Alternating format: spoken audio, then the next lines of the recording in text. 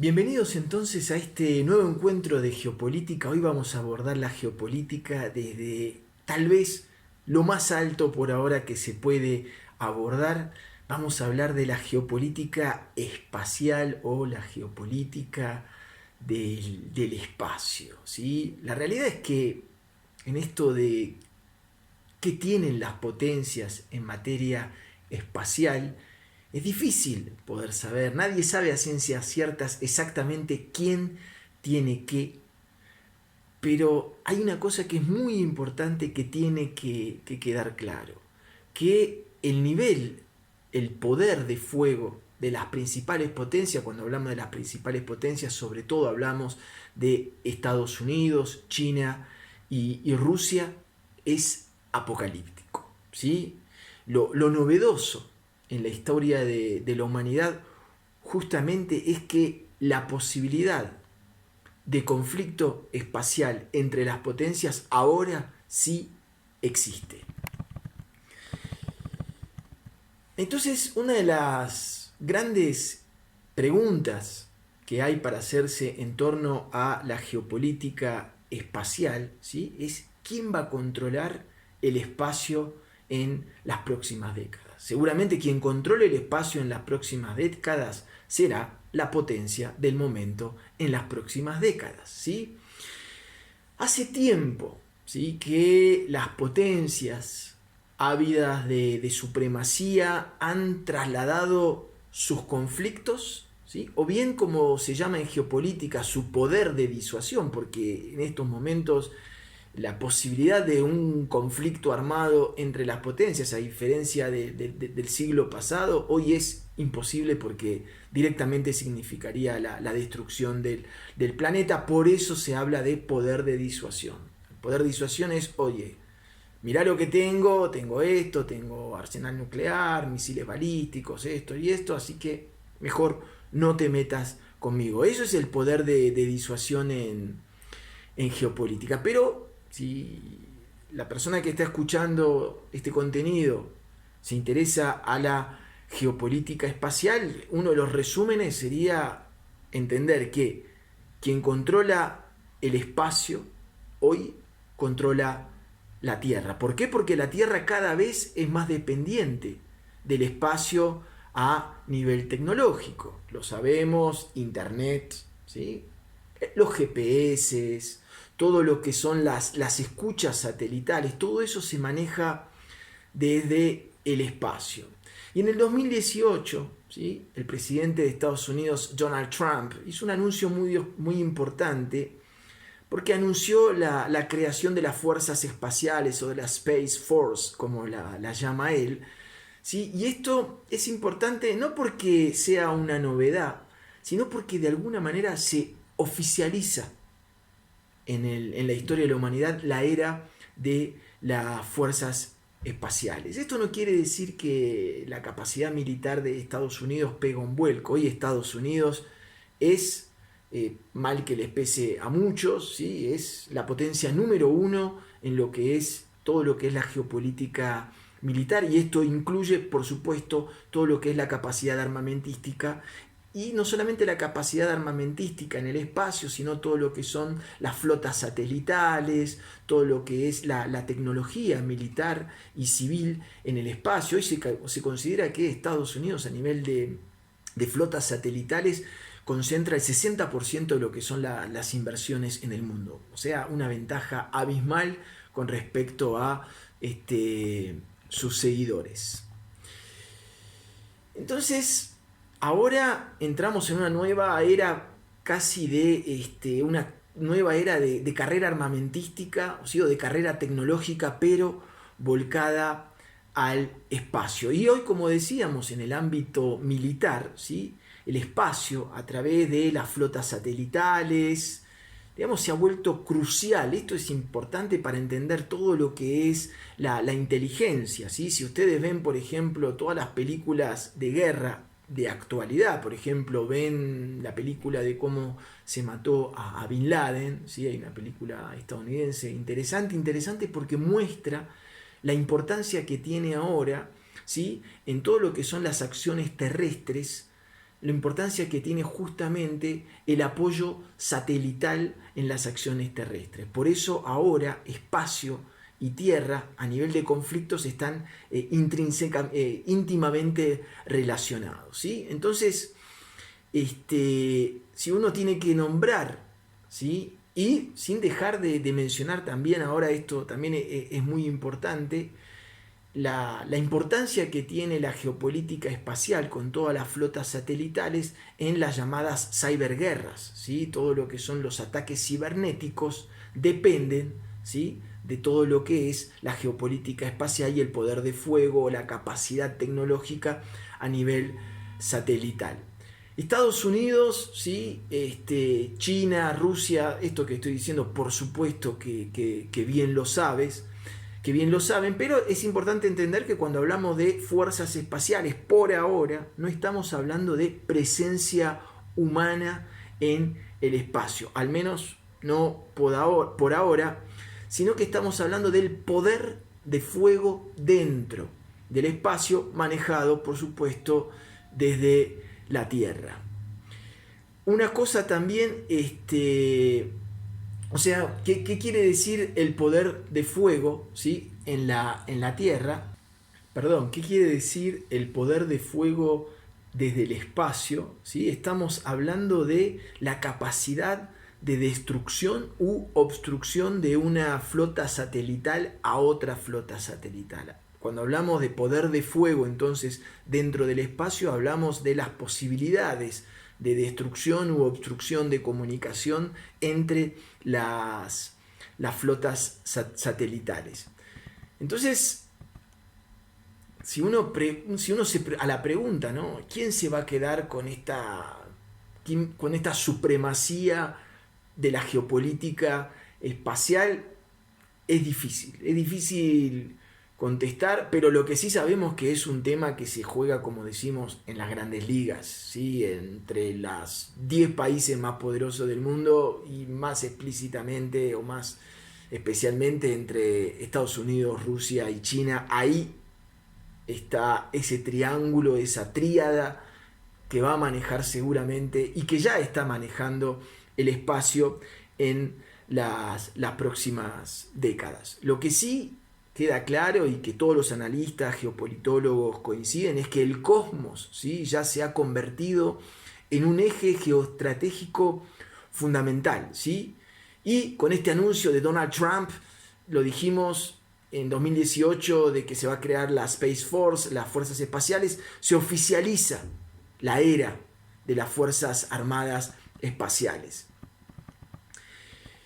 Si uno se pregunta cómo viene la carrera espacial entre Estados Unidos, China y Rusia, uno sabe que Estados Unidos va a la cabeza, uno sabe que China ha hecho grandes progresos en materia de armamentismo espacial. Recuerden, en 2007 China demostró al mundo que había hecho avances importantes en materias de armamentísticas espaciales cuando hizo una demostración en el plano militar y destruyó un satélite propio desde la Tierra. Entonces, como decíamos, Estados Unidos hoy es el que posee la mayor flota satelital.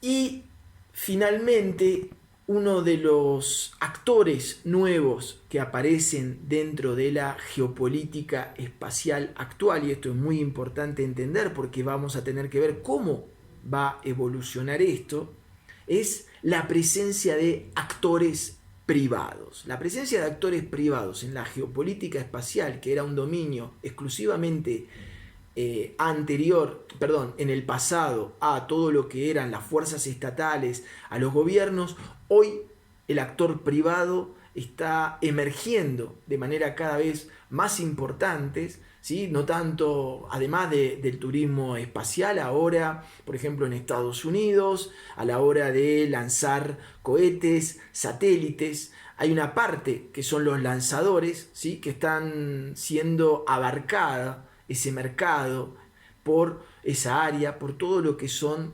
el sector privado, ¿sí? Se calcula que Estados Unidos, ¿sí? El sector espacial estadounidense, se calcula, porque como decimos los números no son claros, que ya está recibiendo la nada despreciable suma de 15.000 millones de dólares anuales, ¿sí? Y se calcula además que hay otros 10.000 millones de dólares anuales inyectados en todo lo que es la tecnología espacial de parte de Estados Unidos en lo que se llama proyectos clasificados, en todo lo que es la investigación espacial secreta. Hay algo que es importante mencionar en todo lo que es la geopolítica espacial, ¿sí? Porque la primera pregunta que surge es, Damián, ¿nadie está controlando esto? ¿No hay un tratado que controle todo lo que es la geopolítica del espacio? Sí, hay un tratado. Por supuesto que hay un tratado, ¿sí? Se llama el Tratado sobre el Espacio Ultraterrestre o el Tratado sobre el Espacio Exterior, ¿sí? Se creó aproximadamente hace 50 años, en 1967, y justamente es el tratado que rige las actividades de los estados en todo lo que es la exploración y utilización del espacio ultraterrestre, incluso la Luna, incluso otros cuerpos celestes. Lo que pasa que, como decíamos, el tratado tiene origen en 1967, ya tiene 50 años, y 50 años después los apetitos de las potencias han ido en aumento, y la realidad es que para numerosos expertos no es que este tratado ya es obsoleto, ¿sí? Pero lo que sí necesita, ¿sí? Frente a esta nueva era de New Space, como lo llaman, el nuevo espacio que se está generando, es una importante actualización, ¿sí? Porque vivimos una nueva era en donde las grandes potencias están ensayando en el espacio mismo sus nuevas armas espaciales, y hay armas alrededor de las cuales se sabe muy poco, ¿sí? Una de las grandes características de la geopolítica espacial y de la geopolítica militar es el secreto que rige, el secreto que vive, el secreto que impera en este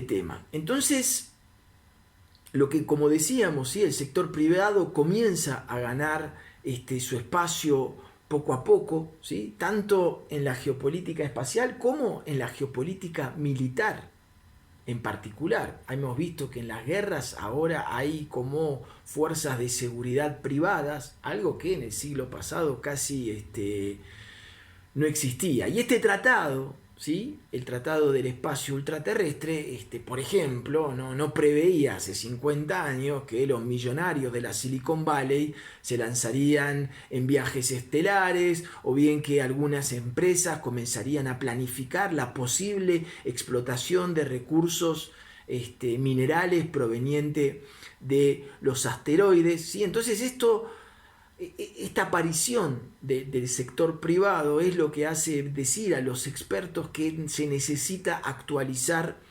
este tratado para que justamente incluya la regularización de la presencia del sector privado hasta ahora, ¿sí? Por ejemplo, en el tratado, hasta el día de hoy, cualquier astronauta, ¿sí? Es considerado hoy un enviado de la humanidad. Esto es un estatuto que rige a cualquier astronauta. Entonces, cabe preguntarse, ¿sucede lo mismo con los pasajeros, los turistas de iniciativa privada? Alguien que tiene millones de dólares para gastarse en una carrera espacial, si los marcianitos lo ven, lo tienen que considerar como un enviado de la humanidad, con toda la responsabilidad que eso incluye.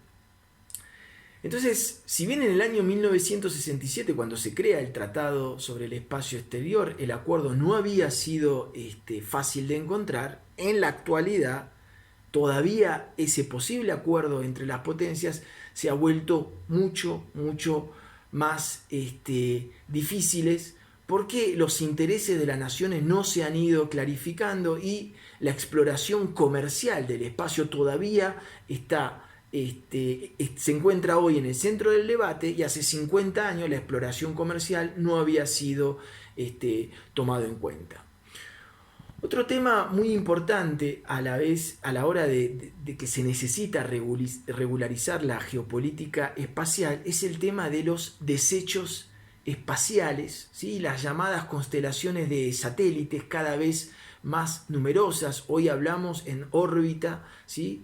En el espacio se calcula que hay miles de satélites puestos en órbitas, y con la tecnología, algunos de estos satélites son del tamaño de un cubo de 10 centímetros, tenemos satélites de 10 centímetros y tenemos satélites del tamaño de un autobús. Se necesita regularizar urgentemente todo lo que es la geopolítica de los satélites dentro del espacio. Y otro de los temas que están apareciendo es que si a una potencia se le ocurre, por ejemplo, destruir un satélite suyo en órbita, ¿sí? Hoy en día, con la cantidad de satélites existentes que hay, esa explosión podría generar muchísimos daños a otras flotas satelitales adyacentes. Por eso se dice que en el espacio se creó una especie de interdependencia entre todo lo que son las potencias y todas las flotas satelitales que estas últimas tienen en el espacio, ¿sí? A la pregunta que se hace mucha gente y que me preguntan, ¿y cuál, Damián, podría ser el impacto de una guerra librada en el espacio? La respuesta es la misma. En el espacio, tanto como en la Tierra, el mayor espectro que sobrevuela cada una de estas guerras o cada uno de estos conflictos o cada uno de estos enfrentamientos es la capacidad nuclear, y la capacidad nuclear de las potencias implica directamente la destrucción del planeta. Es lo que llamamos la espada de Damocles que sobrevuela, ¿sí? Este tema cada vez que se hacen conjeturas acerca de las posibles consecuencias de enfrentamientos entre grandes potencias con el estado de hiperproliferación nuclear en el cual